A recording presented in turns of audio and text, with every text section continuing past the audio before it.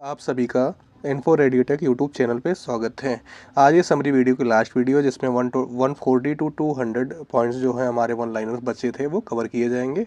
ठीक है, तो आज के बाद ये हमारे का जो टॉपिक है वो कंप्लीट होने वाला है। हाँ, अलग अलग वीडियो जो सेपरेट वीडियो शॉर्ट वीडियो आने वाली है, यानी 5 to 7 मिनट की, जिसमें किसी एक में आर्टिफैक्ट कवर कर लिया जाएगा एमआरआई का, और किसी एक में कर लिया जाएगा कवर सेक्वेंस कर लिया जाएगा, किसी एक में उसके क्या हार्डवेयर्स जितने हैं वो सारे कवर कर लिए जाएंगे। तो इस तरीके की वीडियो आती रहेंगी बीच बीच में। बट आज के बाद हम क्या करेंगे, एक नया टॉपिक स्टार्ट करेंगे। तो आप क्या कर सकते हैं, उस टॉपिक का नाम आप बता सकते हैं। वैसे मैंने क्या सोचा है कि डी आर और सी आर स्टार्ट करने के लिए। ठीक है, तो अगर आप बताना चाहें तो कमेंट बॉक्स में मेंशन कर सकते हैं। ठीक है, तो आगे चलते हैं। अगर आप सभी को कोई भी टेस्ट सीरीज लेनी है या चीज़ें लेनी है तो एक तो इनकी फ्री चल रही है। ठीक है, फ्री चल रही है तो उस पर जाके एनरोल कर सकते हैं। बाकी अगर आपको लेना है, फ्री वाली जो रहेगी उसकी वैलिडिटी जो होगी वो 7 डेज के लिए होगी एक बार एनरोल करने के बाद, और इसकी जो होगी 1 ईयर के लिए होगी। ये सारी चीज़ें आपको देखने के लिए मिलेंगी इन सब सारी चीज़ों में। ठीक है, ये सारी चीज़ें आपको सब कुछ देखने को मिलेगा। बाकी इनका क्रैश कोर्स भी है, और अगर आप क्या करते हैं, इन्फो रेडियोटेक का कूपन कोड यूज करते हैं तो 5% का क्या मिलेगा आपको, ऑफ मिलेगा। ठीक है, तो 5% का ऑफ चाहिए किसी भी कोर्स पे लिए तो आप क्या कोड यूज करेंगे, इन्फो रेडियोटेक। आगे चलते हैं। हमारा पॉइंट कितना कवर हो गया था, 140 तक कवर हो गया था। तो हम चलेंगे 141 पे। वन सेक बाकी थोड़ी स्पीड जो हो जाती है वो वीडियो को शॉर्ट करने के लिए होती है, तो उससे इतना पैनिक नहीं होना है आपको। आपके यूट्यूब में है सिस्टम है, अगर आपको ज़्यादा फास्ट लगती है तो उसको स्लो कर सकते हैं, अगर स्लो ज़्यादा लगती है तो फास्ट कर सकते हैं। लेकिन बट अपने लेवल पे मैं करूँगा वो चीज़ें। ठीक है, अगर उसके बाद भी नहीं हो पाती तो थोड़ा सा आप मैनेज करके चलिए, क्योंकि थोड़ी चीज़ें सिंक्रोनाइज करने में थोड़ा समय लगता है। ठीक है, मैं अपने एंगल से पूरा कोशिश करूँगा। हम आ गए 141 पे। ठीक है, तो 141 में जो ये है उसमें क्या क्या हम बात करेंगे कि टॉपिक क्या है, ये सेफ्टी एंड कंट्राइंडिकेशन एमआरआई के। ठीक है, तो एमआरआई में क्या क्या सेफ्टी और कंट्राइंडिकेशन होते हैं, तो इसमें हम क्या करेंगे, ये इसमें कितने क्वेश्चन हैं, 141 टू 160 हैं। उसके बाद के टॉपिक को आगे हम डिस्कस करते हैं। ठीक है, तो 141 पॉइंट में क्या कह रहे हैं, MRI is generally safe and as it does not use ionising radiation. तो MRI क्या होती है, जनरली सेफ होती है। पेन की साइज थोड़ा हम क्या कर लेते हैं, इंक्रीज कर लेते हैं।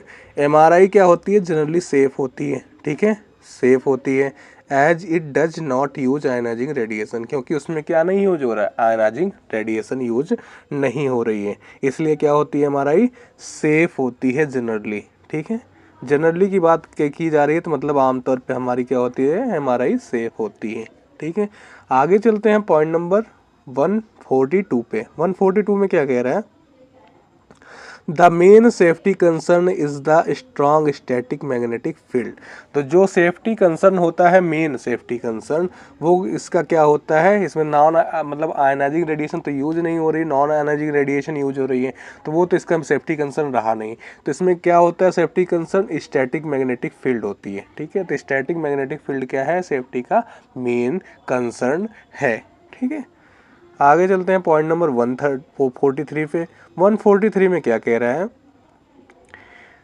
फेरोमैग्नेटिक इम्प्लांट्स कैन मूव और डिसलॉज इन MRI।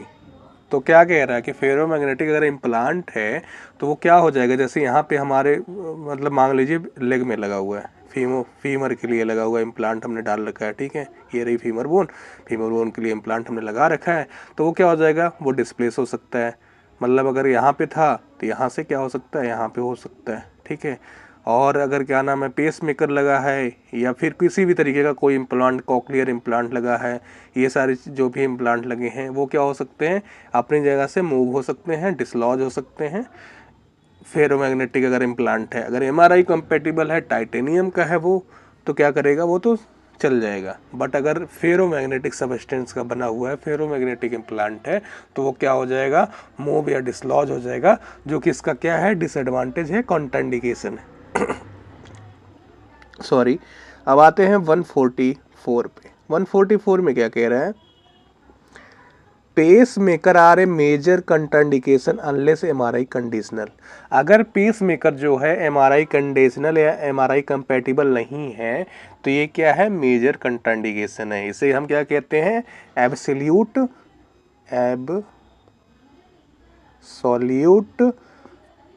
कंट्राइंडिकेशन। एक होता है रिलेटिव, ठीक है। रिलेटिव में क्या होता है कि हम सेफ्टी कंसर्न लेके हम उसको परफॉर्म कर सकते हैं, कंट्रा इंडिकेशन, ठीक है। तो पेस मेकर जो होता है वो एब्सोल्यूट कंट्राइंडिकेशन होता है, जो कि क्या होता है, नॉन एमआरआई कंपैटिबल होता है। बट यहाँ पे के बात की गई, अगर एमआरआई कंपैटिबल हम पेस मेकर यूज कर सकते हैं तो हम क्या कर सकते हैं, तो एमआरआई उसकी परफॉर्म कर सकते हैं। बट अगर क्या है, कंट्राइंडिकेशन है ये हर केस में, मैक्सिमम में, बस एक ही बात क्या है कि कंपैटिबल होगा तभी एमआरआई परफॉर्म करना है। आगे चलते हैं 145 पे। 145 में क्या कह रहा है, कॉक्लियर इम्प्लांट में माल फंक्शन इन एमआरआई। अगर कॉक्लियर इम्प्लांट है वो भी क्या है, एमआरआई कंपैटिबल नहीं है तो उसमें भी क्या हो सकता है, माल फंक्शन हो सकता है, ठीक है। हेयरिंग एड्स होता है, ठीक है। कॉक्लियर इम्प्लांट किसके लिए किया जाता है, हेयरिंग के लिए किया जाता है, ठीक है। तो वो क्या होता है कि अगर एमआरआई कंपैटिबल नहीं है, अगर उसकी हम उस पेशेंट की हमने एमआरआई कर दी तो वो क्या हो जाएगा, या तो सुनना बंद हो जाएगा या तो माल फंक्शन करने लगेगा, यानी कम सुनाई देगा, कभी ज़्यादा सुनाई देगा, ये सारी चीज़ें, उसकी इंटेंसिटी वेरिएशन क्या हो जाएगा, काफ़ी ज़्यादा हो जाएगा, ठीक है। अब चलते हैं 146 पे। 146 में क्या कह रहा है, some aneurysm clips can be displaced by magnetic forces. अब मैग्नेटिक फील्ड में क्या, मैग्नेटिक मतलब एमआरआई में जो मैग्नेटिक फील्ड ही तो यूज हो रही है, ठीक है। तो मैग्नेटिक फील्ड क्या होता है, मैग्नेटिक फोर्स है। तो क्या करती है, सम एनोरिज्म क्लिप जो एमआरआई कंपेटेबल नहीं होती हैं वो क्लिप्स क्या हो जाती हैं, डिस्प्लेस्ड हो जाती हैं अपनी जगह से, किसके द्वारा, मैग्नेटिक फोर्स के द्वारा। तो ये भी क्या है कि अगर एनोरिज्म क्लिप है सम उसमें कुछ, तो उसको भी हम क्या नहीं करेंगे, एमआरआई नहीं परफॉर्म करेंगे अगर एमआरआई कंपैटिबल नहीं है। 147 पे चलते हैं। 147 में क्या कह रहा है, MRI safety of implant is classified as MR safe, MR conditional and MR unsafe. तो एमआरआई जो सेफ्टी इम्प्लांट्स होते हैं उनको 3 तरीके से हमने डिवाइड किया है, या मेनली 2 टाइप से। क्या, कौन कौन सा, एमआरआई सेफ, एक तो जो एमआरआई कंपैटिबल होते हैं जिसमें किसी तरीके की क्या है, कोई सेफ्टी कंसर्न नहीं है। दूसरा एमआरआई कंडीशनल, यानी कुछ कंडीशनल या लो जो मैग्नेटिक स्ट्रेंथ होगी उस पर यूज करेंगे, या फिर कोई प्रिकॉशन लेके यूज करेंगे, तो वो कंडीशनल हो गई। एक एमआरआई अनसेफ हो गई, मतलब हम एमआरआई इसमें परफॉर्म ही नहीं कर सकते, ठीक है। तो ये सारी चीज़ें हो गई हमारी, इस तरीके से हमने डिवाइड किया। अब आते हैं पॉइंट नंबर 148 पे। पॉइंट नंबर 148 पे क्या कह रहा है, gadolinium contrast shortens T1 relaxation of tissue. जो गैडोलिनियम कंट्रास्ट होता है वो किसको शॉर्टेन करता है, T1 रिलैक्सेशन को। T1 रिलैक्सेशन क्या होता है, ट्रांसवर्स मैग्नेटाइजेशन होता है, जिसमें रिकवरी होती है, किस चीज़ की रिकवरी हो रही थी,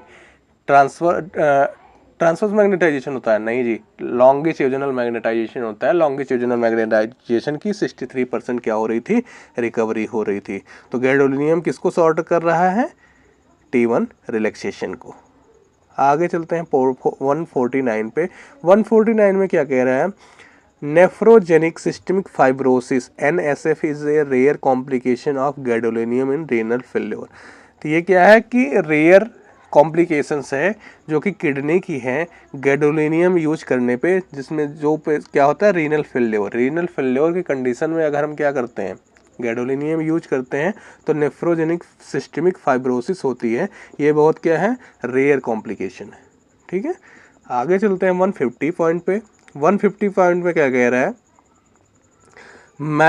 macrocyclic gadolinium agents are safer than linear agent.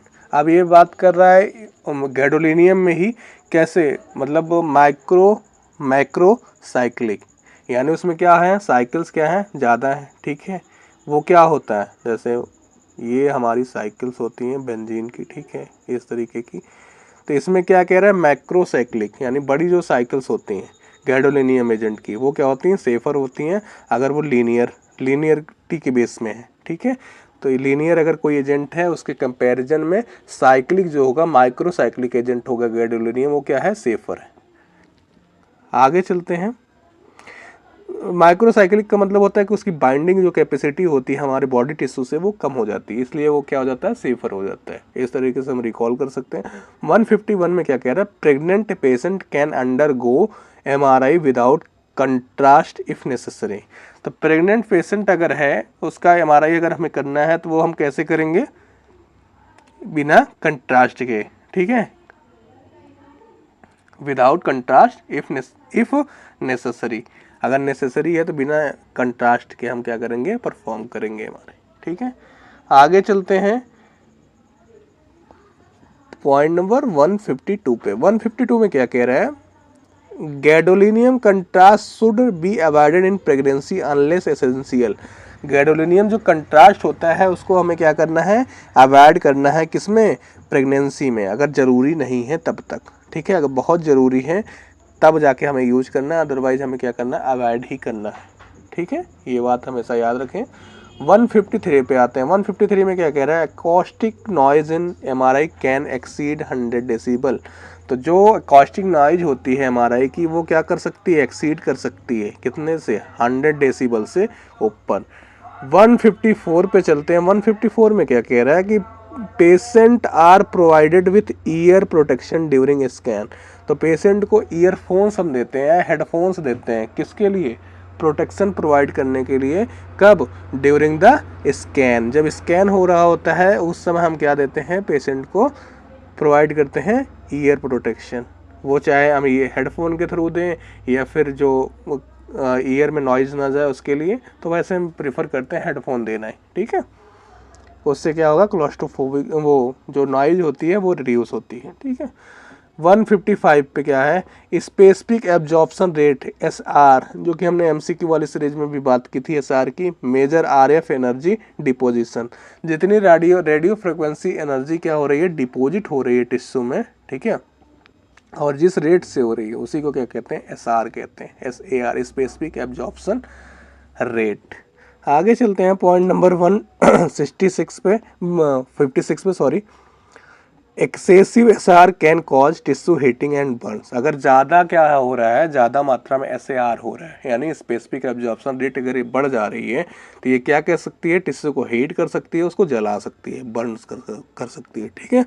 आगे चलते हैं पॉइंट नंबर 157 पे। पॉइंट नंबर 157 में क्या कह रहा है, metal objects in the scan room can become dangerous projectiles.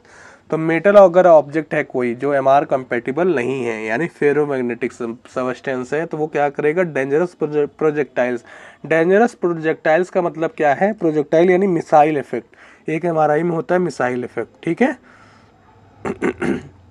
Sorry, जिसे हम क्या कहते हैं, प्रोजेक्टाइल, यानी कि मतलब मैग्नेटिक इफेक्ट, मैग्नेटिक फील्ड के में जो होगा मतलब प्रेजेंस में उसकी वजह से क्या होगा कि वो अट्रैक्ट इतनी फास्ट से होगा कि वो कौन सी मतलब मोशन करेगा या फिर कौन सी गति करेगा, ठीक है, वो क्या करेगा, प्रोजेक्टाइल मोशन, ठीक है। तो इसकी वजह से क्या होगा कि ये पेशेंट के लिए और MRI मशीन खुद के लिए क्या होता है, डेंजरस होता है, ठीक है, इस तरीके से।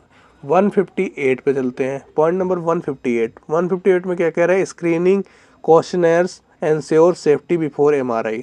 तो हमें क्या करना होता है, पेशेंट से पूछना होता है, क्वेश्चंस उसकी स्क्रीनिंग के लिए किए जाते हैं कि आपको पहले कोई इम्प्लांट लगा हुआ है, इम्प्लांट हुआ है या नहीं हुआ है, ऐसी जो भी सारी चीज़ें होती हैं इससे रिलेटेड, कि कोई भी पेशेंट के साथ या पेशेंट का जो अटेंडेंट है उसके साथ भी ऐसी कोई फेरोमैग्नेटिक सब्सटेंस नहीं जाना चाहिए जो MRI के लिए कंपेटिबल नहीं है, ठीक है। तो उसकी सेफ्टी को कौन इंश्योर करता है, स्क्रीनिंग क्वेश्चनर्स।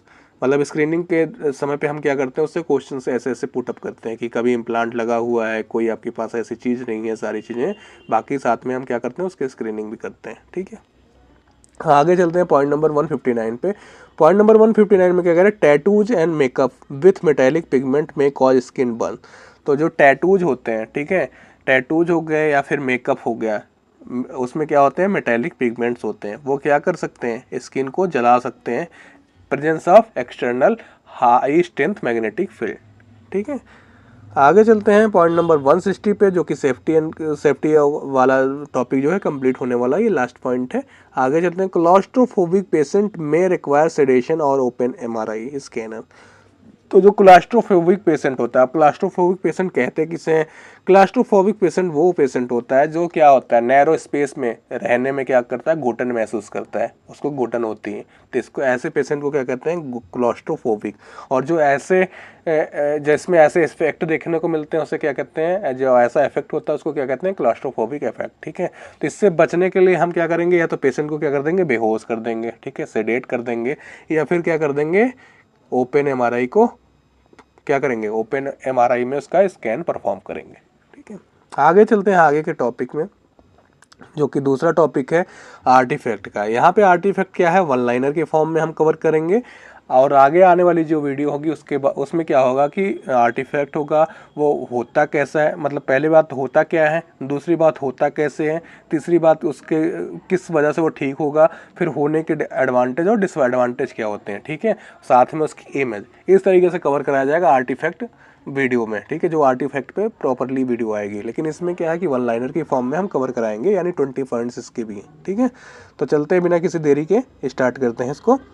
अब पहला क्वेश्चन, पहला पॉइंट इसका क्या है 161 का, motion artefact is caused by patient movement. तो जो मोशन आर्टिफैक्ट होता है वो किसके द्वारा कॉज होता है, वो पेशेंट मूवमेंट की वजह से होता है। ठीक है, तो मोशन आर्टिफैक्ट एमआरआई में पेशेंट मूवमेंट की वजह से। अब आगे चलते हैं 162। अब मोशन कैसे कैसे प्रोड्यूस, मोशन क्या प्रोड्यूस करती है, motion produces ghosting along the phase encoding direction. तो जो मोशन होती है वो प्रोड्यूस करती है घोस्टिंग आर्टिफैक्ट को। ठीक है, along the phase encoding direction, जिस डायरेक्शन में फेज एनकोड कर रही है उसी डायरेक्शन में क्या होता है, हमारा घोस्टिंग आर्टिफैक्ट प्रोड्यूस होता है पेशेंट की मोशन से, वो चाहे वॉलंटरी मोशन हो या इनवॉलंटरी मोशन हो। अब आते हैं पॉइंट नंबर 163 पे, cardiac motion artefact can be reduced using ECG gating. ठीक है, तो कार्डियक मोशन जो आर्टिफैक्ट होता है उसको हम कैसे रिड्यूस कर सकते हैं, ईसीजी गेटिंग से। ईसीजी गेटिंग से क्या होता है कि जब हार्ट जब रेस्टिंग फेज में आएगा तभी वो स्कैन स्टार्ट होगा। ठीक है, तो उससे हमें क्या पता चल जाएगा, 0. हार्ट कितने देर के लिए क्या क्या होता है,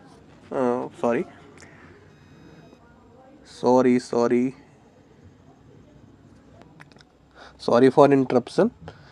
तो जो ईसीजी साइकिल्स होती है हमारी, ठीक है, या हमारी कार्डियक साइकिल होती है, तो उसमें जो हमारा रेस्टिंग हार्ट की रेस्टिंग फेज होती है, ठीक है, तो वो रेस्टिंग फेज हम कैसे पता लगाएंगे, ईसीजी गेटिंग के द्वारा। ठीक है, तो ईसीजी गेटिंग के द्वारा पता लगाएंगे। तो ईसीजी गेटिंग में क्या होता है कि रेस्टिंग फेज में ही हम क्या करेंगे, स्कैन को परफॉर्म करेंगे, जिससे क्या हो जाएगा, मोशन आर्टिफैक्ट से हम बच सकते हैं। ठीक है,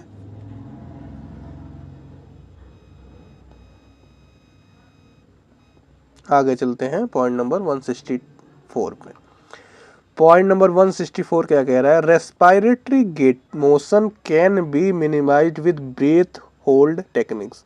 तो जो रेस्पिरेटरी मोशन होता है उसको हम कैसे कर सकते हैं, मिनिमाइज कर सकते हैं ब्रीथ होल्ड। पेशेंट को बोल देंगे कि सांस आप रोक के, पहले आप सांस इंस्पायर कर लीजिए, मतलब ले लीजिए, उसके बाद क्या करना है, उसको रोक के रखना है। ठीक है, ये हो गई ब्रीथ होल्ड टेक्निक हमारी।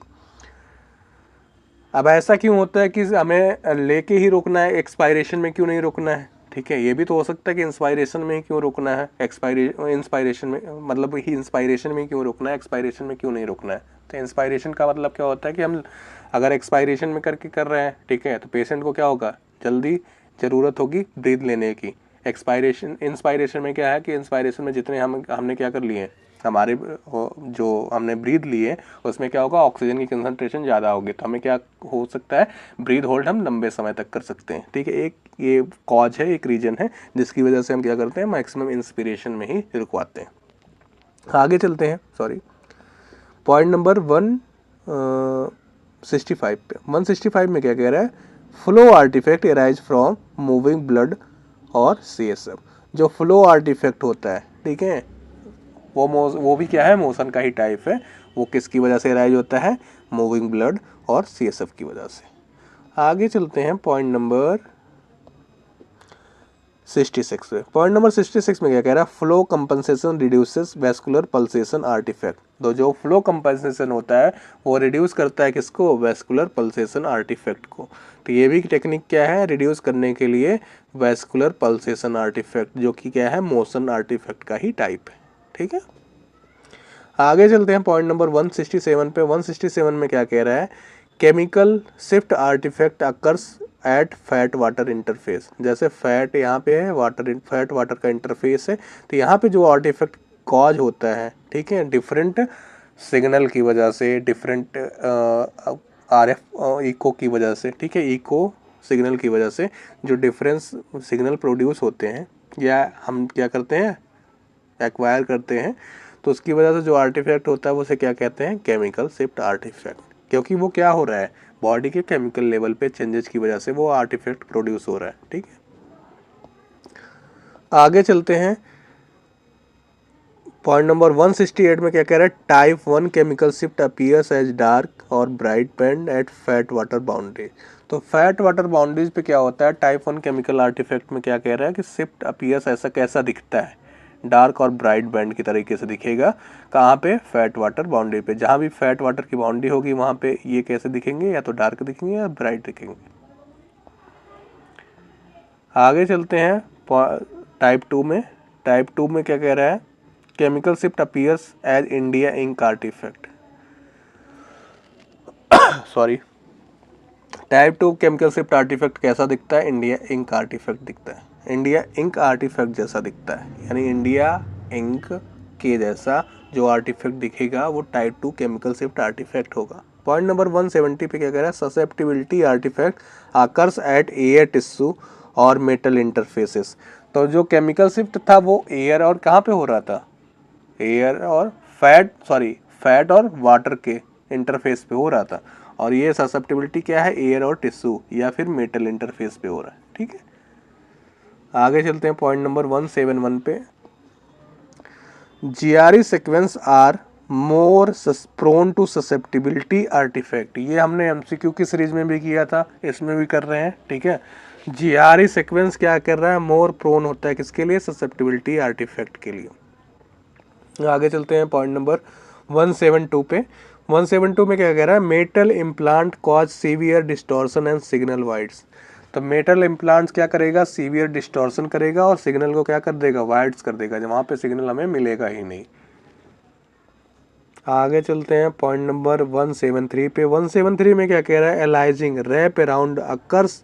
एलाइजिंग आर्टिफैक्ट को हम क्या कहते हैं, रैप अराउंड। ठीक है, occurs when FOV is smaller than the body parts. अगर जब हमने क्या कर दिया, स्कैन लिया है, जिस भी बॉडी पार्ट्स का स्कैन ले रहे हैं, तो हमने क्या कर दिया, उसका एफओवी जो होता है, फील्ड ऑफ व्यू जो होता है, हमने एनाटॉमी से क्या रखा है, छोटा रखा है। ठीक है, तो उसकी वजह से जो आर्टिफैक्ट होता है उसे हम क्या कहते हैं, एलाइजिंग आर्टिफैक्ट कहते हैं उसे। आगे चलते हैं पॉइंट नंबर 174। 174 में क्या कह रहा है, aliasing can be corrected by increasing FOV और यूजिंग नो फेज रैप। तो एलाइजिंग आर्टिफैक्ट को हम कैसे करेक्ट कर सकते हैं, एक तो क्या है मेथड, इंक्रीज कर सकते हैं एफओवी को, यानी एनाटॉमी के साइज की हम क्या कर सकते हैं, एफओवी बढ़ा सकते हैं, उतना कर सकते हैं।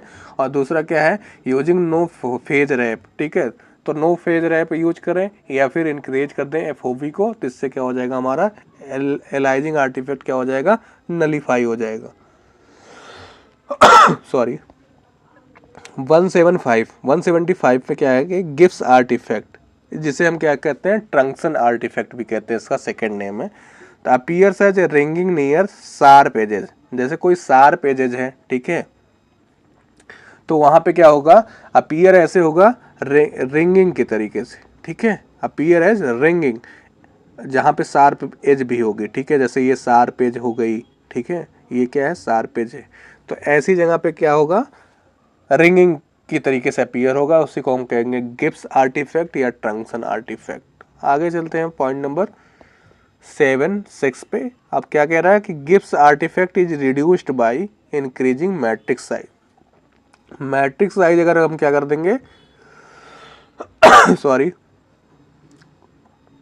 इतनी थी पहले मैट्रिक्स साइज। ठीक है, हमने इसको क्या कर दिया, मैट्रिक्स साइज को हमने बड़ा कर दिया, तो इससे क्या हो जाएगा, हमारा जो गिब्स आर्टिफैक्ट होगा वो क्या हो जाएगा, रिड्यूस हो जाएगा। आगे चलते हैं पॉइंट नंबर 177 में क्या कह रहा है, zipper artifact arises from RF interference. तो जीपर आर्टिफैक्ट जो होता है वो किसके इंटरफेरेंस से होता है, आरएफ इंटरफेरेंस के द्वारा होता है, ठीक है, रेडियो फ्रिक्वेंसी जो, इसीलिए क्या होता है कि हमारी एमआरआई की जो एमआरआई रूम होता है वो फैराडे केज से क्या होता है, लाइंड होता है, ठीक है, जिसकी वजह से क्या होता है कि बाहर की जो आरएफ फ्रिक्वेंसी है वो इंटरफेयर ना कर पाए इनर फ्रिक्वेंसी से, ठीक है, उससे क्या होता है, जीपर आर्टिफैक्ट होता है। आगे देख लेते हैं point number 178, shimming reduces artefact from field inhomogeneity. जो इन होमोजेनिटी की वजह से जो आर्टिफैक्ट आ रहे हैं उसको कौन सी कॉइल या कौन सी मेथड कम करती है, रिड्यूस करती है, वो सिमिंग करती है। सिमिंग किसके द्वारा होता है, सिम कॉइल के द्वारा होता है। और सिमिंग में होता क्या है, फील्ड की इन होमोजेनिटी को क्या करता है, रिड्यूस करता है, या होमोजेनिटी को मेंटेन किया जाता है। अब आते हैं 179 पे, dielectric effect artifact occur in high field MRI due to standing waves. तो डाइइलेक्ट्रिक इफेक्ट जो होता है कहाँ आकर होता है, in high field MRI due to standing waves. Standing waves की वजह से डाइइलेक्ट्रिक आर्टिफैक्ट कॉज होता है कहाँ पे, हाई फील्ड एमआरआई। जहाँ पे भी हाई फील्ड एमआरआई होगा वहाँ पे स्टैंडिंग वेव्स की वजह से कौन सा आर्टिफैक्ट होगा, डाइइलेक्ट्रिक आर्टिफैक्ट होगा। अब आते हैं पॉइंट नंबर 180 पे। 180 में क्या कह रहा है कि parallel imaging can introduce reconstruction artifact if under sampled. अगर हमने जो टिश्यू को क्या किया है, स्कैन किया है, वो अंडर सैंपल्ड होता है, ठीक है, पैरेलल इमेजिंग में, तो वो कौन सा आर्टिफैक्ट को इंट्रोड्यूस करेगा, रिकंस्ट्रक्शन आर्टिफैक्ट को, ठीक है। आगे चलते हैं दूसरे टॉपिक पे। कौन सा टॉपिक है, अब क्लिनिकल एप्लीकेशन। एमआरआई का क्या क्या क्लिनिकल एप्लीकेशन होता है उसको हम 20 पॉइंट में, 20 पॉइंट्स में हम क्या करेंगे, अंडरस्टैंड करेंगे, ठीक है। सॉरी, 180 पे आते हैं। 180 में क्या कह रहा है, MRI is a gold standard for brain imaging. तो ब्रेन इमेजिंग के लिए क्या होती है, एमआरआई गोल्ड स्टैंडर्ड होती है, ठीक है, ये हम सभी को पता है। आगे चलते हैं 182 में क्या कह रहा है, MRI is superior for detecting multiple sclerosis plaque, MSP, ठीक है, मैक्सिमम सेलिंग प्राइस नहीं है ये, एमएसपी क्या है, मल्टीपल स्क्लेरोसिस प्लाक्स, ठीक है।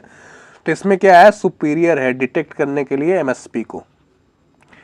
आगे चलते हैं 183 में क्या कह रहे हैं, diffusion MRI is critical in acute stroke diagnosis. तो डिफ्यूजन एमआरआई यानी डिफ्यूजन वेटेड जो इमेजिंग होती है, एमआरआई का सीक्वेंस जो होता है वो क्या करता है, MRI is critical in acute stroke को डायग्नोस करने के लिए हम कौन सी एमआरआई यूज करते हैं, डिफ्यूजन एमआरआई। आगे चलते हैं 184 पे। 184 में क्या कह रहा है कि जो फंक्शनल एमआरआई होती है, एफएमआरआई होती है, मैप्स करती है ब्रेन एक्टिवेशन को फॉर सर्जिकल प्लानिंग के लिए। सर्जिकल प्लानिंग अगर करनी है ब्रेन की तो उसके लिए हम क्या करवाते हैं, एफएमआरआई मैप्स करवाते हैं ब्रेन की एक्टिवेशन को देखने के लिए, ठीक है। आगे चलते हैं 185 में। 185 में क्या कह रहे हैं, MRI detects brain tumours with high soft tissue contrast. तो एमआरआई डिटेक्ट करता है किसको, ब्रेन ट्यूमर को भी, किसके साथ, हाई सॉफ्ट टिश्यू कंट्रास्ट के साथ। तो हम इसको क्या कहते हैं, सॉफ्ट टिश्यू रेडियोग्राफी भी कहते हैं, ठीक है, जैसे कि मेमोग्राफी होती है सॉफ्ट टिश्यू रेडियोग्राफी, लेकिन ये भी क्या करता है, सॉफ्ट टिश्यू को वेरी वेरी इजीली वे में और क्या करता है, अच्छे तरीके से बेटर डिलिनिएशन करता है एमआरआई हमारे सॉफ्ट टिश्यू को, ठीक है। सॉफ्ट टिश्यू का कंट्रास्ट इसमें बहुत अच्छा दिखता है। अब आते हैं पॉइंट नंबर 186 पे, एमआर स्पेक्ट्रोस्कोपी कैरेक्टराइजेस ट्यूमर मेटाबॉलिज्म। तो एमआर स्पेक्ट्रोस्कोपी जो होती है वो कैरेक्टराइज करती है ट्यूमर के मेटाबॉलिज्म को, ठीक है। तो इसमें क्या होता है, डिफरेंट जो मेटाबोलाइट्स होते हैं, एनएए हो गया, एन एसिटाइल एस्पार्टेट हो गया, कोलिन हो गया, लैक्टेट हो गया, और भी होते हैं मेटाबोलाइट्स, ठीक है। तो वो मेटाबोलाइट्स क्या होंगे, वो सारे मेटाबोलाइट्स की जो एक होती है अपनी एक स्पेसिफिक कंसंट्रेशन होती है, उसके बेसिस पे हम क्या करते हैं, कैरेक्टराइज करते हैं ट्यूमर की मेटाबॉलिज्म को, कौन बढ़ रहा है, किसकी वैल्यू क्या हो रही है, पीक लेवल क्या है उसका, वो सारी चीज़ें उसके बेसिस पे एमआर स्पेक्ट्रोस्कोपी कैरेक्टराइज करता है डिफरेंट ट्यूमर्स की मेटाबॉलिज्म को, ठीक है।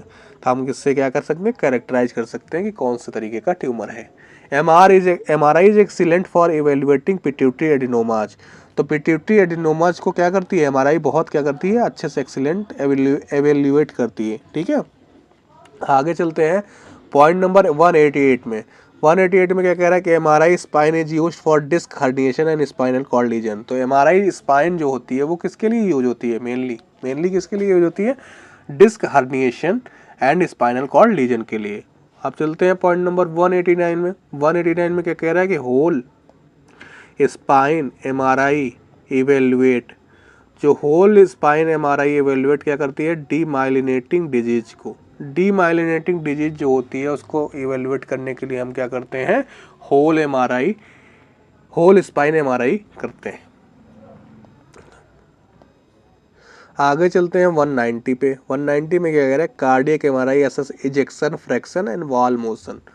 तो कार्डियक MRI क्या करती है, एसेस करती है, पता लगाती है किसको, एजेक्शन फ्रैक्शन को, कितना मतलब ब्लड बाहर जा रहा है कितना टाइम इंटरवल में, और वाल मोशन को, जो वाल होती है हार्ट की उसके मोशन को पता लगाता है, ठीक है, असेस करता है। अब आगे चलते हैं 191 पे।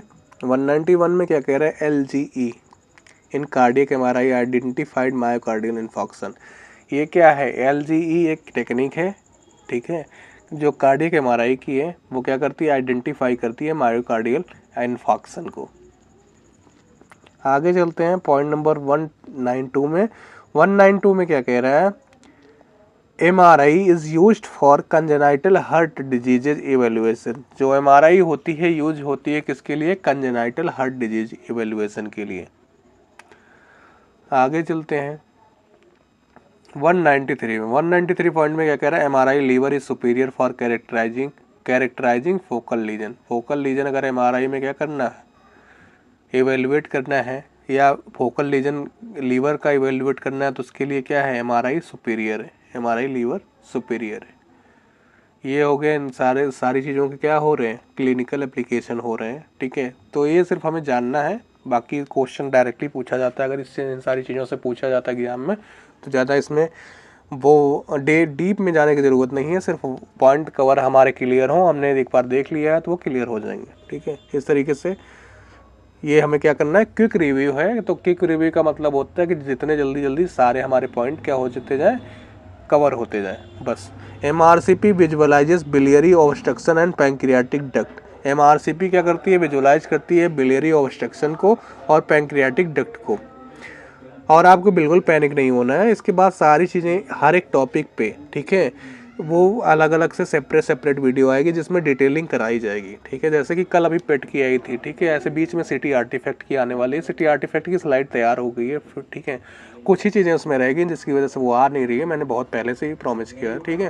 तो वो सारी चीज़ें मान के चलिए कि बेहतर कंटेंट ही मिलने वाला, ठीक है। तो जो चीज़ें कही गई हैं आपसे वो चीज़ें अच्छी मिलेंगी। अब आते हैं 195 पे। 195 में क्या कह रहा है, MRI pelvis evaluate gynaecological and prostate pathology. तो MRI पेल्विस क्या करता है, इवेलुएट करता है गायनिकोलॉजिकल एंड प्रोस्टेट पैथोलॉजी को। 195 के पॉइंट कवर करने के बाद अब हम चलते हैं 196 पे। MRI breast is useful for high risk screening and implant evaluation. MRI breast जो होता है यूजफुल किसके लिए, हाई रिस्क स्क्रीनिंग के लिए और इम्प्लांट इवेल्यूशन के लिए, ठीक है। तो ये सारी चीज़ें क्या है, हो गई हमारी कवर। अब चलते हैं 197 पे। 197 पॉइंट क्या कह रहा है, MRI musculoskeletal imaging is best for ligament cartilage and marrow. तो बोन मैरो के लिए, लिगामेंट के लिए, कार्टिलेज के लिए MRI मस्कुलोस्केलेटल इमेजिंग क्या है, बेस्ट है। आगे चलते हैं पॉइंट नंबर 198 में। 198 में क्या कह रहा है, MRI joints detect meniscal and labral tears. तो MRI जो जॉइंट्स होती है, जैसे MRI नी जॉइंट्स हो गई, या MRI फिर एल्बो के लिए हो गई, ठीक है, तो वो सब क्या करती है, डिटेक्ट करती है मेनिस्कल्स, जो मेनिस्कस होते हैं, और लेब्रल टीयर्स होते हैं, उनके लिए MRI जॉइंट्स की जाती है, ठीक है। आगे चलते हैं पॉइंट नंबर 199 में क्या कह रहा है, the whole body MRI whole body MRI is used for metastasis screening. तो जो होल बॉडी एमआरआई होती है, यूज होती है, वो किसके लिए यूज होती है? मेटास्टेसिस इन स्क्रीनिंग के लिए। आगे चलते हैं point number 200, MRI is increasingly used for radiation therapy planning. तो अब एमआरआई किस लिए यूज होने लगी है? MRI is increasingly used for radiation therapy planning. तो रेडिएशन थेरेपी की प्लानिंग जब करनी होती है तो पहले क्या यूज होता था? हमारा सिटी यूज होता था, सिटी सिमुलेशन जिसे कहते हैं। अब क्या यूज होने लगा है? हमारी एमआरआई यूज होने लगी है। ठीक है, तो आगे चलते हैं। आगे तो कुछ नहीं है, ठीक है। हमारा कब क्या होता है? कंप्लीट होता है। और कुछ बातें, इंपॉर्टेंस बातें, क्या करना है आपको कि ये सारी चीज़ें पॉइंट अगर आपको अभी क्या हो मिल जाएगा, टेलीग्राम पे पीडीएफ मिल जाएगा। ठीक है, तो टेलीग्राम अगर जिन लोगों ने नहीं ज्वाइन किया है उनको क्या करना है? टेलीग्राम ज्वाइन करना है, व्हाट्सएप चैनल ज्वाइन करना है। उस पर क्या आती है? लिंक्स आती हैं। और टेलीग्राम पे हमारा क्या आता है? हमारा पीडीएफ आता है। और इंपॉर्टेंट चीज़ें इन फ्यूचर और आने वाली हैं। ठीक है, वो सारी चीज़ें आपको कहाँ मिलेंगी? टेलीग्राम पे मिलेंगी। और अगर आपने चैनल को सब्सक्राइब नहीं किया है तो चैनल को क्या कर लेना है? सब्सक्राइब कर लेना है। ठीक है, और अपने दोस्तों में क्या करना है? शेयर करना है। अगर वीडियो थोड़ी भी पसंद आती है तो आपको लाइक करना नहीं भूलना है। ठीक है, और साथ में अगर आप टेस्ट सीरीज लगाना चाहते हैं तो टेस्ट सीरीज आप ले सकते हैं एस्पायरेंट ऐप से जाके। Info radio tech coupon code use करके 5% का एक्स्ट्रा डिस्काउंट आपको मिल जाएगा। ठीक है, बाकी सारी चीज़ें अलग अलग टॉपिक पे, सेपरेट छोटे छोटे टॉपिक पे 20 से 25 मिनट की वीडियो आएगी जिसमें सारे उस टॉपिक को पूरा कवर किया जाएगा। जिसमें पहले टॉपिक को कवर किया जाएगा, देन उसके क्वेश्चन आंसर को कवर किया जाएगा और समरी वीडियो होगी साथ में। ठीक है, उसकी जो जितनी समरी होगी उसके साथ कवर किया जाएगा और सारी चीज़ें आपको मिलेंगी। ठीक है, वो सिर्फ एक चीज़ों में नहीं मिलेगी। पहले तो आपका अपना ये वो जो 1000 MCQ की सीरीज चल रही है वो कंप्लीट हो जाए, उसके साथ उसके बाद सारी चीज़ें आने लगेंगी। बट बीच बीच में क्या है कि MCQ की सीरीज में ये सारी चीज़ें आती रहेंगी। और उसके बाद हमारा नॉन टेक भी कवर कराया जाएगा इसी चैनल पे। तो आप ट्रस्ट कर सकते हैं। अभी तक तो शायद आपको ट्रस्ट कर लेना चाहिए अगर नहीं हुआ है, लेकिन कर लेना चाहिए। ठीक है, और सारी चीज़ें मिलेंगी नॉन टेक का, कंप्यूटर से लेके आपको मैथ से लेके रीजनिंग से लेके सारी चीज़ें ओवरऑल उसमें उतना ही कराया जाएगा जितना आपके लिए इम्पोर्टेंट हो, मोर देन सफिशिएंट हो। और यहाँ पे भी ये सारी चीज़ें कराई जाएंगी। ठीक है, तो बिल्कुल भी पैनिक नहीं होना है, अच्छे से सारी चीज़ें करते जाना है और थोड़ा सा भरोसा खुद पे रखना है। ठीक है, सामने वाले पे भरोसा रखिए ना रखिए, लेकिन खुद पे भरोसा रखिए, आपका सिलेक्शन पक्का होगा। ठीक है, तो पढ़ाई को ऐसे ही जारी रखिए। बाकी के लिए थैंक यू फॉर वॉचिंग।